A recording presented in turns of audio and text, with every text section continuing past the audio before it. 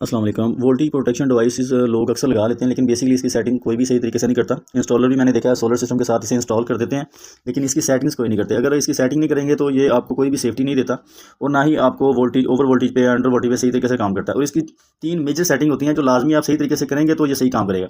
एक तो आपने इसके कनेक्शन सही करने होते हैं, न्यूट्रल वाली साइड पर न्यूट्रल लगाएं और फेज़ वाली साइड पर फेज़ लगाएं, क्योंकि इसका जो न्यूट्रल होता है वो बाईपास होता है अंदर से। सर्किट ऑन हो या ना हो, न्यूट्रल बाईपास होती है, न्यूट्रल इसकी डायरेक्ट जा रही होती है।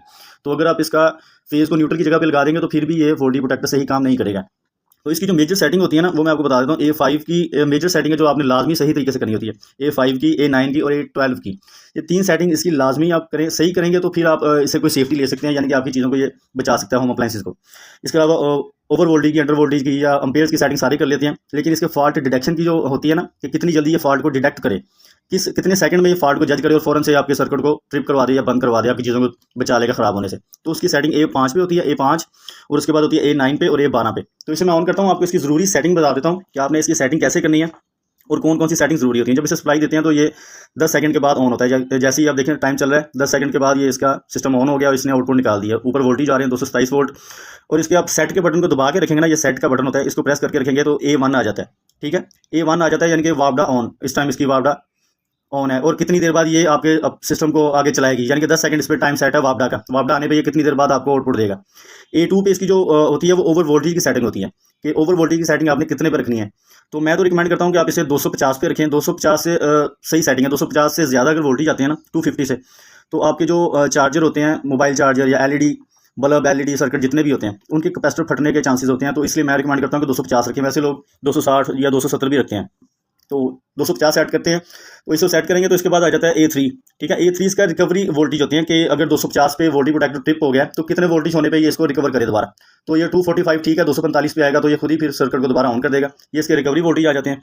तो इसके बाद आ जाता है इसका A4। ठीक है, A3 को सेट करेंगे तो फिर इसके बाद A4 आ जाता है। ये इसका होता है recovery voltage time recovery time होता है इसका। ठीक है, कि ये कितनी देर बाद दोबारा सर्किट को ऑन करेगा, यानी कि 30 सेकंड आप इसे सेट कर सकते हैं। 30 सेकंड के बाद दोबारा ऑन करेगा। वोल्टेज ओवर होने से ट्रिप हुआ है तो 30 सेकंड बाद ये ऑन करेगा। ये A5 की जो सेटिंग है, ये मोस्ट इंपॉर्टेंट सेटिंग है, जो मैंने आपको बताया था कि ये आप लाजमी करें। इस सेटिंग का मकसद ये होता है कि अगर कोई फॉल्ट आता है, ओवर वोल्टेज का कोई फॉल्ट आता है, जैसे ओवर वोल्टेज की सेटिंग हम कर रहे हैं अभी, तो ओवर वोल्टेज का फॉल्ट आया तो कितनी देर में इसे डिटेक्ट करे। तो ये 0.1 पे आपने रखना है इसे। वैसे 1 सेकंड पे होती है इसकी डिफॉल्ट सेटिंग, आपने इसे 0.1 पे करना है, 0.1 पे, कि यानी कि मिली सेकंड में आपके फॉल्ट को डिटेक्ट करे और फ़ौरन से बंद हो जाए। मिली सेकंड में ये फ़ौरन काम करता है और आपकी चीज़ों को सेव करता है। ये A5 की सेटिंग 0.1 पे रखनी है। इसके बाद आपकी सेटिंग आ जाती है A6 की, लो वोल्टेज की आ जाती है। ये 170 आप रख सकते हैं। ठीक है, यानी कि लो वोल्टेज 170 हो तो ये ट्रिप हो जाए। पहले हाई वोल्टेज की है, अब लो वोल्टेज की करेंगे, तो इसको सेट करते हैं। उसके बाद इसके ये A7 पे इसके रिकवरी वोल्टेज आ जाते हैं, कि कितने रिकवरी वोल्टेज आपने सेट करने हैं। अगर लो वोल्टेज 170 पे है तो 175 होंगे या 180 होंगे तो आपका सर्किट दोबारा ऑन हो जाएगा। तो इसके बाद इसकी जो सेटिंग आ जाती है आगे 8 की, ये इसका रिकवरी लो वोल्टेज पे अगर ट्रिप हुआ है तो कितनी देर बाद सर्किट को ऑन करेगा। टाइम सेट करना होता है, रिकवरी टाइम इसका 30 सेकंड है। ये भी ठीक है, 30 सेकंड ही रहने दें। इसके बाद इसकी जो A9 की सेटिंग आपको बताया था, फॉल्ट डिटेक्ट की सेटिंग, देखा, ये फिर ये 3 सेटिंग आपने लाजमी करनी है। पहले ओवर वोल्टेज की है, अब लो वोल्टेज पे आप इसे 0.1 पे 0.1 पे सेट करेंगे। मिली सेकंड में अगर वोल्टेज लो होते हैं तो मिली सेकंड में ये काम करे और फ़ौरन से ट्रिप कर दे। ये लाजमी सेटिंग होती है A5 की, A9 की और A12 की।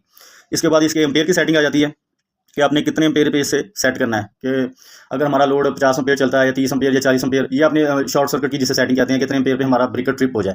तो इसे आप अपने लोड के हिसाब से 40 एम्पेयर पे लगाना चाहते हैं, 50 पे, 60 पे, जितने भी आप सेट कर लें। 40 पे वैसे ठीक रहता है।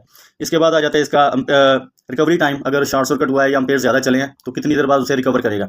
A11 की सेटिंग है, तो इसे 30 सेकंड ठीक है। इसके बाद इसकी A12 की सेटिंग जो आपको बताया था, मोस्ट इंपॉर्टेंट सेटिंग है, कि अगर ओवर एम्पेयर की वजह से बंद हुआ है तो कितनी देर में इसे फॉल्ट को डिटेक्ट करे।